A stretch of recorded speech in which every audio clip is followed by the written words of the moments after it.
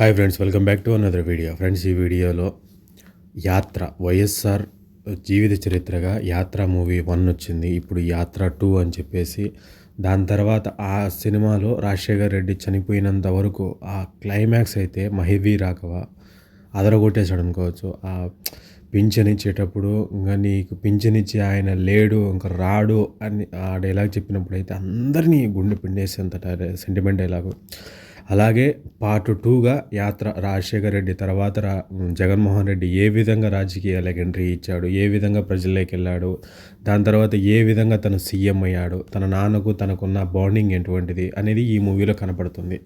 అదేవిధంగా స్టోరీ ఏంటంటే ఇంకా అందరికీ తెలిసిందే, ప్రత్యేకంగా చెప్పను. కానీ కాన్సెప్ట్లో ఎలా ఉంటుందంటే, రాజశేఖర్ రెడ్డి చనిపోయిన తర్వాత విదేశాలలో బిజినెస్ లేదంటే ఏదో ఒకటి చేస్తున్న జగన్మోహన్ రెడ్డి ఇండియాకు వచ్చి తన తర్వాత రాజకీయంగా నెక్స్ట్ అంటే తన వారసత్వంగా వస్తుంది అనుకొని ఆ సిచ్యువేషన్లో పరామర్శ యాత్ర ఒకటి చేయాలనుకొని, ఎందుకంటే వాళ్ళందరినీ మా నాన్నగారిని ఇంత గౌరవించారు, ఇంత ఇది చేశారు కాబట్టి వాళ్ళ కమిటీని వాళ్ళందరినీ పెద్దల్ని అడిగినప్పుడు వాళ్ళు వద్దు, నువ్వు పార్టీకి ఎదురు వెళ్ళొద్దు, నువ్వు వాళ్ళు చెప్పిందే చెయ్యి, వాళ్ళు చెప్పింది చేయకపోతే నీకు లైఫ్ లేకుండా చేస్తామని చెప్పినా కానీ తనంటూ ఒక నిర్ణయం తీసుకొని తన అమ్మకు తన భార్యకు అందరికీ వివరంగా చెప్పిన పాటినే తను వచ్చేసి ఒక లీడ్ తీసుకుంటాడు. నేను ప్రజలకి వెళ్ళాలి, వాళ్ళందరినీ కలవాలి, నాన్న కోసం జరిగింది చేసింది అన్నీ చేయాలన్నప్పుడు అపోజిషన్గా ఉన్న చంద్రబాబు నాయుడు గారు అప్పట్లో వీడేంది పిల్ల కుక్క అని చెప్పేసి కొద్దిగా తీసేసి పట్టించుకోడు. కానీ జనాలకి వెళ్ళిన తర్వాత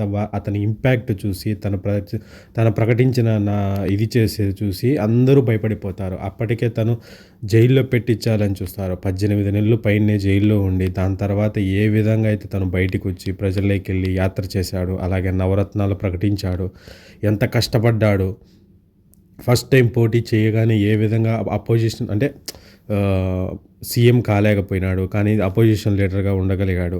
దాని తర్వాత తన తండ్రి ఏ విధంగా అయితే తను సీఎం అయ్యాడో తన తండ్రి అదే విధంగా ప్రజల్లోకి వెళ్ళి నవరత్నాలు చెప్పి అందరికీ మంచి చేస్తానని చెప్పి ప్రతి ఇంటికి వెళ్ళి దాని తర్వాత ఏ విధంగా సీఎం అయ్యాడు. దాని తర్వాత మధ్యలో వీళ్ళ బాండింగ్ తండ్రి కొడుకుల బాండింగ్ ఎలా ఉన్నింది, మధ్యలో అవి చూపిస్తారు.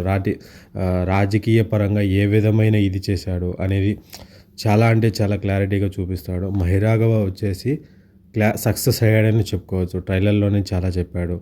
అలాగే వచ్చేసి క్లైమాక్స్లో ఒక షాట్ ఉంటుంది, అదే మమ్ముట్టి గారిది రాజశేఖర్ గారి క్యారెక్టర్లలో.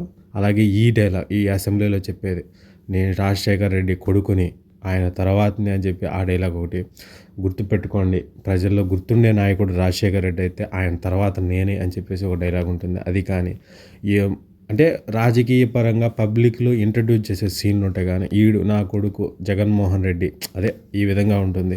దాని తర్వాత క్లైమాక్స్లో వచ్చేసి నేను శత్రువును ఓడించాలనుకుంటున్నా కానీ చంపాలి, నాశనం చేయాలనుకోను అని చెప్పే డైలాగ్ కానీ చాలా అంటే చాలా బాగుంది. ముఖ్యంగా చెప్పుకోవాల్సింది మ్యూజిక్, బ్యాక్గ్రౌండ్ స్కోర్, ఇవన్నీ ఫస్ట్ పార్ట్లో అయితే ఏ విధంగా సక్సెస్ అయ్యాడో ఈ విధంగా కూడా అలాగే అవుతాడని కోరుకుందాం. ఈ సినిమా ఫిబ్రవరి 8వ తేదీ రిలీజ్ అవుతుంది. కానీ ఫిబ్రవరి 9కి 4 సినిమాలు ఉన్నాయి. ఏ సినిమా వెనక్కి వెళ్తాయో తెలియదు, కానీ ఇది ఫిబ్రవరి 8 కన్ఫర్మే అంటున్నారు.